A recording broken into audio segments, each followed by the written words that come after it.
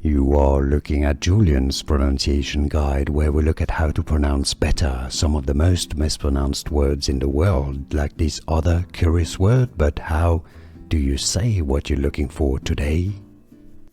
Let's learn how to pronounce this French word correctly. It's a word that actually also exists in English, a feeling of excitement or fear, a thrill. Frisson is the French pronunciation. Frisson. That's when you have, you shake and you have a thrill. When like you get a cold wind suddenly, for example, in winter, it gives you shivers. That's also what it means in French. Frisson.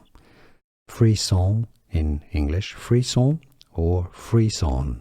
It's also how it's pronounced in English. Here are more videos on how to pronounce more confusing words and names too many mispronounced. Like this video if you found it useful. I appreciate your support. I'll see you soon and thanks for watching.